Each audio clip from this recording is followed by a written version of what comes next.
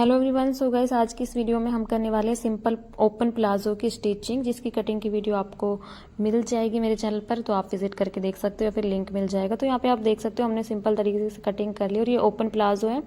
Palazzo pant की भी अगर आपको चाहिए हो तो कटिंग आपको मिल जाएगी, आप विजिट करके देख लीजिएगा। या फिर अगर आपको और भी कोई कटिंग स्टिचिंग से रिलेटिव वीडियोज चाहिए तो कमेंट करिएगा। तो चलिए वीडियो को शुरू करते हैं। तो सबसे पहले हमें इस तरीके से अपने आगे पीछे के दोनों पार्ट इस तरीके से ले लेना है और आसन को इस तरीके से ज्वाइंट करना है। सबसे पहले मैं यहाँ पे आसन में आधा इंच का मार्जिन रखते हुए 2 सिलाई यहाँ पे कंप्लीट करूंगी।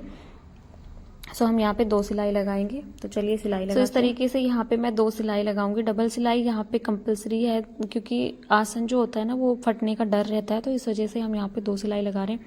अगर आपको नहीं चाहिए तो आप एक भी लगा सकते हो। पक्की सिलाई लगानी है हमें यहाँ पे।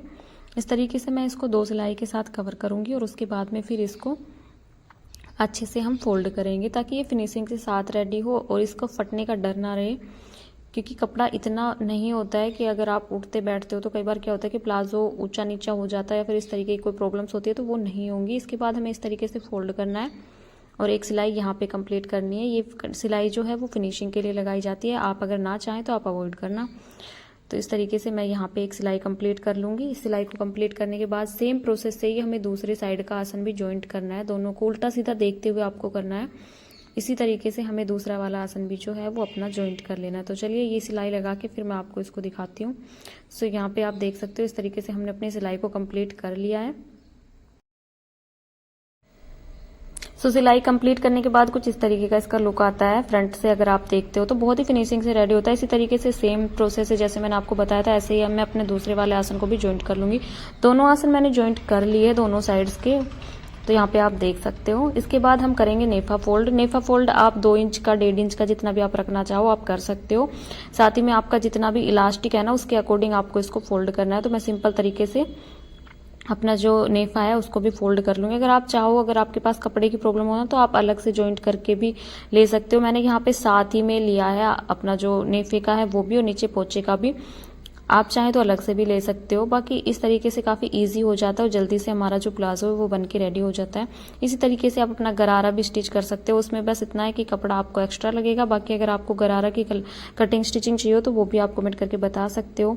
या फिर गाइस आपको कटिंग स्टिचिंग से रिलेटिव कोई भी वीडियो चाहिए हो, डिजाइन की वीडियो चाहिए तो आप कमेंट करके जरूर बताना। अगर आज का वीडियो आपको पसंद आए और यूजफुल लगे तो चैनल को सब्सक्राइब कर लेना, वीडियो को लाइक कर देना और फ्रेंड्स फैमिली के साथ शेयर कर दीजिएगा। बाकी कोई भी आपका क्वेश्चन हो तो आप कमेंट में बता सकते हो। सो यहाँ पे आप देख सकते हो मैंने पूरा अपना स्टिच कर लिया। इसके बाद मैंने यहाँ पे आधा 1 इंच का गैप रखा है जिसमें कि मैं इलास्टिक डालूंगी। बहुत ही इजी तरीका है। इस तरीके से अगर आप चाहो तो, अगर आपको बिल्कुल सिलाई नहीं आती है तो भी आप इस तरीके से अपने प्लाजो को कट और स्टिच कर सकते हो। कटिंग की वीडियो आपको मिल जाएगी।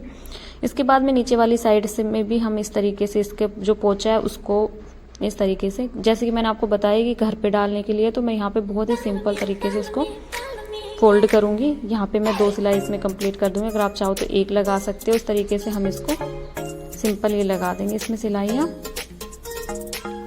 और इसी तरीके से हमें दोनों पोचों को अपने को रेडी कर लेना है। पोचे में एक सिलाई में यहाँ पे लगा रही हूँ। आप चाहो तो 2 सिलाई लगा सकते हो। आप चाहो तो इसके अंदर जो बुकरम होता है वो भी डाल सकते हो, बट मेरे को बिल्कुल ही सिंपल रखना था तो इस वजह से मैंने सिंपल तरीके से किया है।